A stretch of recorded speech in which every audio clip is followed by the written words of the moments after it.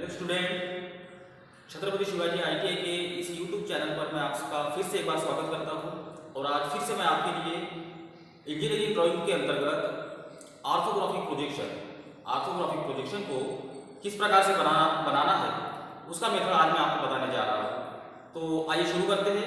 आज का जो हमारा टाइटल है वो है क्वेश्चन के हिसाब से दिए गए आइसोमेट्रिक व्यू का थर्ड एंगल प्रोजेक्शन के अंतर्गत फ्रंट व्यू, साइड व्यू तथा प्लान व्यू को बनाइए। कहने का कि एग्जाम में इस प्रकार का एक हमें आइसोमेट्रिक व्यू दिया जाएगा और इस आइसोमेट्रिक व्यू को देखकर इसके तीन व्यू बनाने होते हैं। एक होता है फ्रंट, साइड और प्लान। तो इसको आइसोमेट्रिक व्यू को सर्वप्रथम इसके जो पूरे कंप्लीट जो डायमेंशन है उस डायमेंशन को पढ़ना है और पढ़ने के बाद इसको ऑर्थोग्राफिक प्रोजेक्शन में किस प्रकार से बनाना है उसका मैं तरीका आज आपको बताने वाला हूं। ठीक है, शुरू करते हैं। फ्रंट का जो डायरेक्शन है वो इस हैंड से दिया गया है, मतलब लेफ्ट हैंड से दिया गया है। तो आइसोमेट्रिक से ऑर्थोग्राफिक व्यू बनाने के लिए हमें ग्राफ बनाना पड़ता है। जैसा कि आप यहां देख रहे हैं, एक कंप्लीटली ग्राफ बनाया गया है और इस ग्राफ के ऊपर जो इसका एक्चुअल जो साइज है उस साइज के हिसाब से ये फ्रंट का एरिया बनाया गया है, ये साइड का एरिया बनाया गया है और ये टॉप का एरिया बनाया गया है। ठीक, तो शुरू करते हैं। सबसे पहले इस डायरेक्शन से, मतलब लेफ्ट हैंड से इसका जो कंप्लीट जो माप है वो दिया गया है। ऊंचाई का माप 60 mm का दिया गया है और इसकी चौड़ाई का जो मेजरमेंट है यहां तक ये भी 60 mm का दिया गया है। तो कहने का कि जो अपना ऑर्थोग्राफिक प्रोजेक्शन में जो इसका जो मतलब एरिया रहेगा वो रहेगा हाइट का माप 60 mm और इसकी चौड़ाई का माप 60 mm। ठीक, डायमेंशन को पढ़ लीजिए। उसके बाद साइड के डायमेंशन को इसको बनाने के बाद में देखते हैं, है ना। साइड का जो ये साइड का जो भाग रहेगा उसको जब फ्रंट बनाएंगे तो फ्रंट बनाने के बाद साइड का भाग देखेंगे। तो शुरू करते हैं। सबसे पहले इसका शेप देखते हैं। तो इसका शेप जो दिखाई दे रहा है ये प्लस आकृति का दिखाई दे रहा है।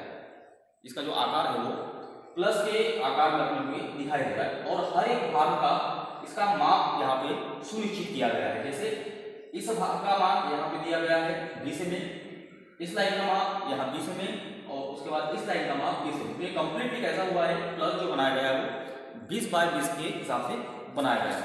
तो शुरू करते हैं। सर्वप्रथम इसका एरिया आपने बना लिए हैं। एरिया बनाने के बाद जहां से अपने को सरल लगे वहां से स्टार्ट करते हैं। जैसे कि नीचे से, तो ये नीचे से यहां से इसका माप 20, फिर इसके बाद यहां से इसका 20, फिर इसके बाद यहां से इसका 20। तो सबसे पहले ये लाइन अपने पास बनी हुई है नीचे वाली, उसके बाद ऊपर वाली 20 की लाइन। तो यहां से एक 20 का पॉइंट ले लेंगे इस टाइप से और 20 के पॉइंट से एक लाइन बनाएंगे और उस लाइन के बाद ये लाइन बना दी है हमने लंबी वाली। फिर यहां से ये लंबी लाइन है, इसकी लंबाई को भी 20 mm ही लेना है। तो ये 20 mm, फिर एक 20 mm से लाइन, ये दो लाइन बन गई। मतलब ये नीचे वाली ये लाइन की माप, उसके बाद ये लाइन का माप, उसके बाद ये लाइन का माप, उसके बाद ये लाइन का माप। तो अपने पास 1 2 3 भाग इसके बन गए। शेष बचेगा ये 20 mm का। अब देखते हैं, आड़ी लाइन बन गई। अब खड़ी लाइन, ये लाइन इस लाइन के रूप यहां बनी हुई है। उसके बाद सेकंड वाली लाइन जो है इसकी लंबाई यहां पे ये 20 की है। पहले तो कंप्लीट लाइन बना ही लेते हैं। ये इस टाइप से इसका काम हो गया है। यहां तक पहुंचे, फिर यहां से इस लाइन का माप ये भी 20 mm का है, तो इसको भी 20 में ये इस प्रकार से जो बाकी का बचेगा भाग वो रहेगा आपका 20 mm का, है ना। मतलब यहां से ये 20 का माप, इसका पॉइंट लिए, 20 के पॉइंट से दूसरा पॉइंट एक लाइन बनाए, उसके बाद अंतिम लाइन इस प्रकार से। अब इसमें क्या करना है कि ये जो प्लस का जो शेप है इस शेप को अपने को बिल्कुल अंदर में किस प्रकार की लाइनें नहीं है तो इसमें भी अपने को उसको तराशना है। तो ये इस प्रकार से ये लाइन बना देंगे, ये लाइन अंदर की, उसके साइड वाली लाइन,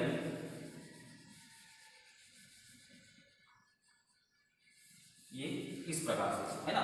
तो इस प्रकार से क्या दिखेगा अपना फ्रंट व्यू दिखेगा। ये जो भाग दिखाई दे रहा है ये वाला, और ये भाग, ये दो वाला भाग यहाँ पे बना है, और ये 2 नंबर का भाग यहाँ पे, जो टेपर वाला भाग भी दिख रहा है आपको, फ्लैट चपटा, तो ये इस रूप में यहाँ पे बनाया गया है। उसके बाद ये जो भाग है, ये तीसरा भाग, ये इस रूप में अपने को यहाँ पे दिखाई देगा, और जैसा भाग यहाँ पे बना हुआ है वैसा ही भाग इसके इस साइड में बना हुआ है, जो अपने को यहाँ से क्लियर नहीं दिख रहा है। तो ये उसका ये चौथा भाग हो जाएगा, ठीक है।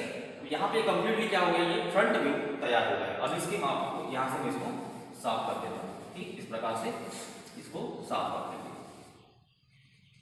अब इसके बाद क्या करेंगे, अगली स्टेप फ्रंट बनाएंगे। फ्रंट बनाने के बाद साइड को बनाते हैं। साइड को बनाने के लिए क्या है कि जिन लाइन की दिशा साइड की तरफ जा रही है, वहां से जैसे ये लाइन की दिशा साइड की तरफ जा रही है, तो इस लाइन को साइड में ट्रांसफर कर देते हैं इस प्रकार से। उसके बाद इस लाइन की दिशा साइड की तरफ जा रही है, तो इस लाइन को भी साइड की तरफ ट्रांसफर कर देंगे। उसके बाद खड़ा भाग, मतलब साइड से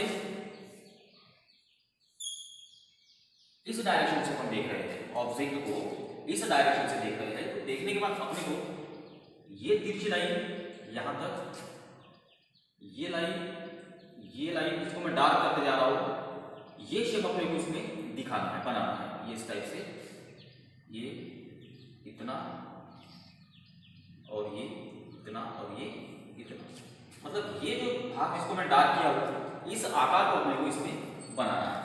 तो आड़ी लाइन जो जा रही थी वो आड़ी लाइन को अपन ने यहाँ से बनानी है। अब जो खड़ी लाइन है, जैसे ये लाइन से लेकर ये लाइन के बीच की दूरी 20 mm की, तो यहाँ से 20 का पॉइंट अभी कंप्लीट लाइन बना लेते हैं, फिर बाद में उसको मिटा देंगे, ठीक। और फिर यहाँ से ये 40 का भाग हो गया, ठीक। फिर ये लाइन की लंबाई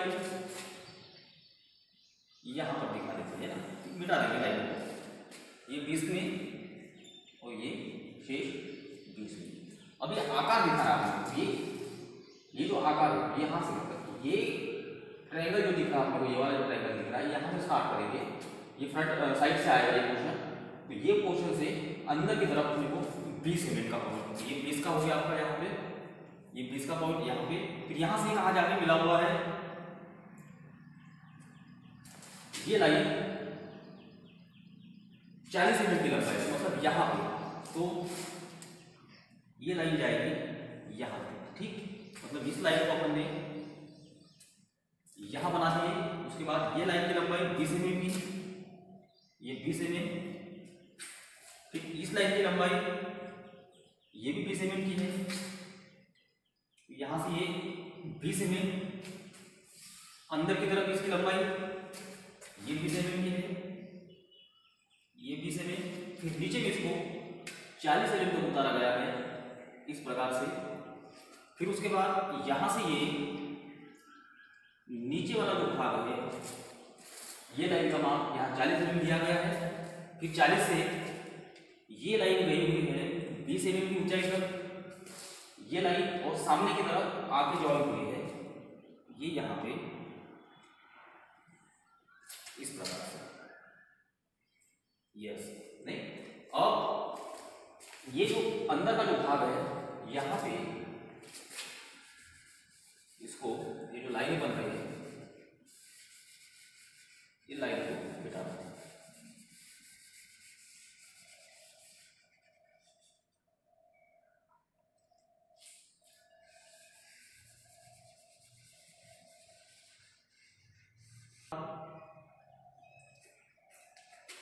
यहाँ से ये 40 की लाइन, ये 40 की लंबाई यहाँ तक आ जाएगी,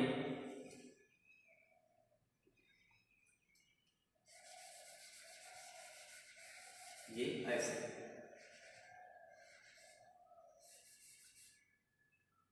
ये कंप्लीटली इस टाइप से दिखाई देगा। हाँ, और ये जो, इसको मैं थोड़ा सा ये कर देता हूँ, ये जो x वाला भाग है, ये x वाला भाग यहाँ पे हमें इस प्रकार से वो बन जाएगा। और ये जो ट्रायंगल वाला पोर्शन दिखाई दे रहा है, ये पोर्शन त्रिभुज आकार का, तो ये जो भाग है ये y, ये यहाँ पे वो y वाला एरिया हो जाएगा। तो इस प्रकार से ये अब साइड बन गया है। अब क्या करेंगे, साइड की जो लाइनों की दिशा ऊपर की तरफ जा रही है उन सभी लाइनों के इस सेंटर लाइन के ऊपर जो ग्राफ में बनाई हुई है, इस सेंटर लाइन के ऊपर उसके पॉइंट्स ले लेंगे। जैसे ये लाइन का पॉइंट लिया यहाँ पर, ठीक। उसके बाद इस लाइन की दिशा ऊपर की तरफ है, इसके समानांतर स्केल को लगाते हुए एक ऐसा पॉइंट्स ले लेंगे। फिर उसके बाद यहाँ पे एक लाइन बनी हुई है, तो इस लाइन का एक पॉइंट ले लेंगे। फिर उसके बाद यहाँ पर लाइन बनी हुई है, इस लाइन का पॉइंट लेने की आवश्यकता नहीं है। अब उसके बाद अंतिम स्टेज में क्या करेंगे, कंपास के अंदर पेंसिल को सेट करते हुए इस वर्किंग पॉइंट्स के ऊपर, ये जो क्रॉस पॉइंट है यहाँ का सेंटर पॉइंट, इस सेंटर पॉइंट के ऊपर पेंसिल का पॉइंट जो बिंदु लिए उनके ऊपर रखेंगे और डिवाइडर का वर्किंग पॉइंट यहाँ पे रखेंगे। यहाँ से ये इस प्रकार से इस बिंदु को उठा के कहने का यहाँ पर लेके आ गए। फिर उसके बाद सेकंड बिंदु जो है, सेकंड लाइन का जो पॉइंट है उसके ऊपर सेट करते हुए इस बिंदु को उठा के यहां तक लेके आएंगे। मतलब यहां से उठा के ऊपर की लाइन, आड़ी लाइन से उठा के खड़ी लाइन के ऊपर। फिर तीसरे नंबर का बिंदु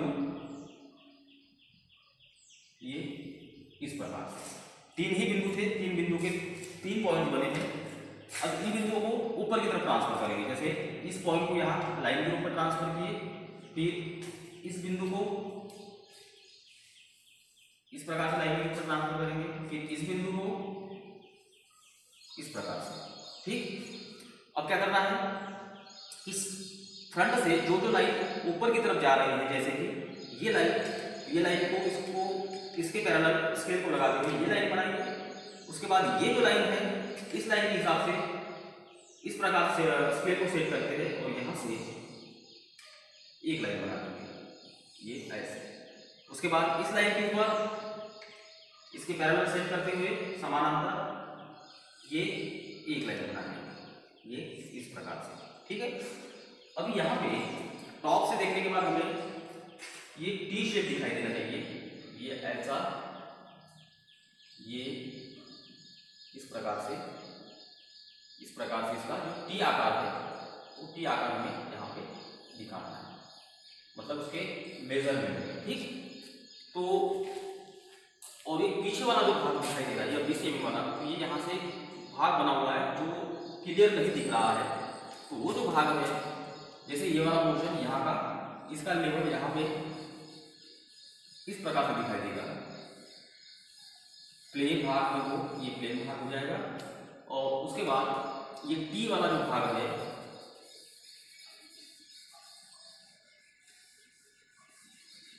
ये इस टाइप से दिखाई देगा, टी पोर्शन।